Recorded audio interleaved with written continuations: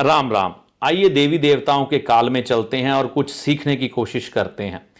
समुद्र मंथन होना और वासुकी नाग का रस्सी बनना, नीलकंठ भगवान शिव के गले में सर्प धारण करना उनके द्वारा, विष्णु जी का शेषनाग की शैया पर विश्राम करना, भगवान राम के रूप में विष्णु जी का जन्म लेना और शेषनाग जी ने लक्ष्मण जी का रूप धारण करके भगवान के साथ आना, नागपाश से भगवान राम का बंध जाना, भगवान श्री कृष्ण का जन्म होना और आगे चल के भगवान श्री कृष्ण को यमुना नदी शेषनाग जी के द्वारा साया बन के पार करवाना। ठीक है। कालिया नाग का घमंड भगवान श्री कृष्ण जी के द्वारा तोड़ा जाना। नाग पंचमी में नाग देवता का पूजन होना। कब? सावन शुक्ल पक्ष की पंचमी तिथि को। आगे बढ़ते हैं।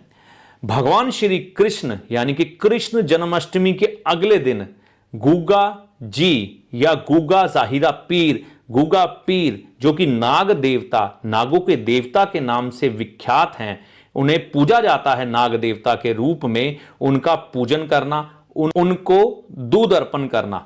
जलंधर का रहने वाला हूं, हमारे यहां बाबा सोढल जी का मेला आना। बाबा सोढल जी एक बालक हैं और वह अपनी माता से रुष्ट होकर तालाब में कूद जाना और नाग के रूप में उनका दर्शन देना अपनी माता को। तो ये जो इतनी मैंने आपको नाग देवता के बारे में बातें बताई हैं, ये सब क्या मात्र एक कल्पना है?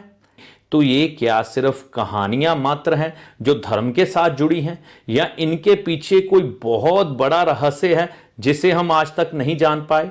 तो आज जानिएगा। देखिए, नाग देवता हमारे देवी देवताओं के साथ सदा ही जुड़े रहे हैं। जब भी न्याय की बात की जाती है, भगवान जब भी न्याय करते हैं, उस समय वहां पर हम नाग देवता को उपस्थित पाते हैं। ठीक है ना? आप ध्यान से देखिएगा, वहां नाग देवता किसी ना किसी रूप में होंगे, क्योंकि न्याय के देवता भगवान शनिदेव को माना जाता है। शनिदेव हमेशा वो जजमेंट देंगे जिसमें कि अन्याय नहीं होगा। तो जब भी भगवान न्याय करेंगे तो शनिदेव उनके साथ नाग के रूप में किसी तरह भी आएंगे ही आएंगे। चाहे भगवान के साथ यानी कि विष्णु जी यानी कि सूर्य भगवान और शनिदेव की आपस में शत्रुता हो, लेकिन जब धर्म की बात होती है तो नाग देवता यानी कि शनिदेव, सूर्यदेव समांतर चलते हैं, यानी कि ये एक दूसरे के सहायक बनते हैं।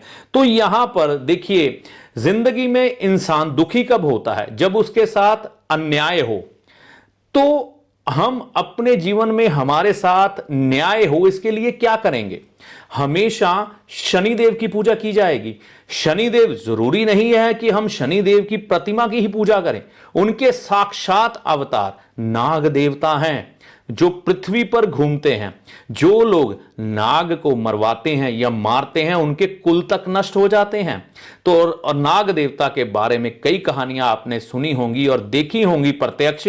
नाग की आंखों में जिसकी तस्वीर गड़ जाए, बदला लेने की भावना हो, तो जितने मर्जी जन्म लग जाए, नाग देवता पीछा नहीं छोड़ते। तो यहां पर हमने ये समझना है कि जिंदगी में हमारे साथ हमेशा न्याय हो और जिंदगी में एक समृद्धि आए और शनिदेव हमारे लिए हमेशा सहायक बन के हमारे साथ चलें, उसके लिए नाग देवता का पूजन हमें जरूर करना चाहिए। जैसे मैंने आपके साथ जिक्र किया अभी कि गुगा जी, गुगा जाहिरा पीर, गुगा नौवी राजस्थान, छत्तीसगढ़, पंजाब में, हिमाचल में इन देवताओं का पूजन किया जाता है। कब किया जाता है? जन्माष्टमी के अगले दिन। तो आप भी उनके धर्म स्थान यानी कि मंदिर में जाकर जो आपकी लोकल परंपरा है वो जरूर निभाएं। ज्यादातर दूध अर्पण किया जाता है। लाल किताब में जिक्र आता है नाग देवता को दूध पिलाएं, तो नाग तो कई बार दूध पीते ही नहीं। तो ये नाग देवता साक्षात हमारे पास है गुगा जी। ठीक है ना? गुगा जाहिरा पीर, गुगा नौमी के दिन, जन्माष्टमी के अगले दिन उन देवता को दूध अर्पण करें। तो ये दूध समृद्धि का कारक माना जाता है। जब भी हम गुगा जी को दूध देते हैं तो हमारे परिवार में बढ़ोतरी होती है, हमारे बच्चे तरक्की करते हैं, धन धान्य की वृद्धि होती है।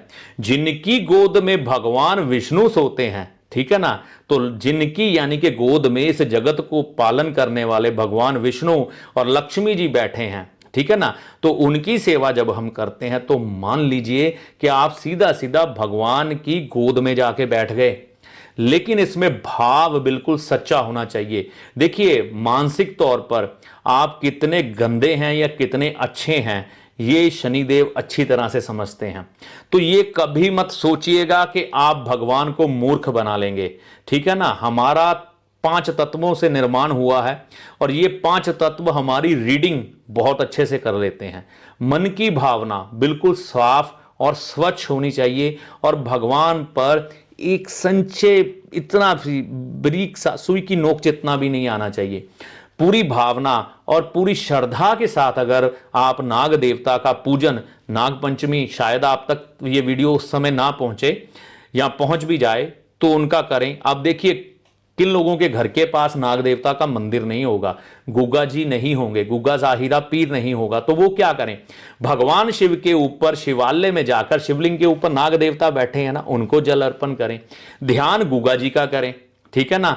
वहां पर आप नाग देवता का भी ध्यान कर सकते हैं, तो आपके लोकल ये कर सकते हैं। लेकिन अगर मंदिर हो ना गुग्गा जी का तो वहां पर जाएं, आपको उनकी कृपा से धन धान्य में वृद्धि होगी, बच्चों की आयु बढ़ेगी, जिंदगी में ऐसे हालात बनेंगे कि आप तरक्की पर बढ़ें और आपके साथ कभी भी अन्याय ना हो, सबसे बड़ी बात है।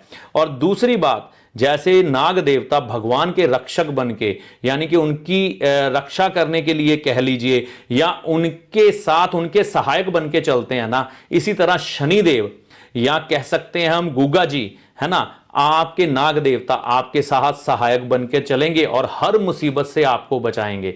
चूकिएगा मत, इतना इतिहास इतनी बारीकी से समझना, इसको अच्छी तरह से अपने इतिहास को पढ़िए, समझिए और इन परंपराओं का, ठीक है ना, क्यों निर्वाह किया जाता था हमारे धर्म में, सनातन धर्म में, इसको भी समझिए। तो नाग देवता का पूजन करने से क्या क्या आपको मिलता है ये विस्तार से आप जान चुके होंगे, तो ऐसा करके देखें, माता रानी की कृपा से आपको लाभ होगा।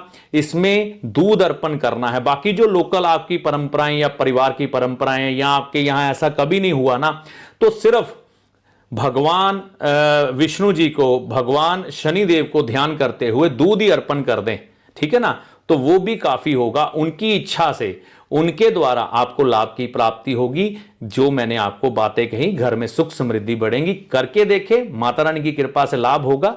जय माता दी।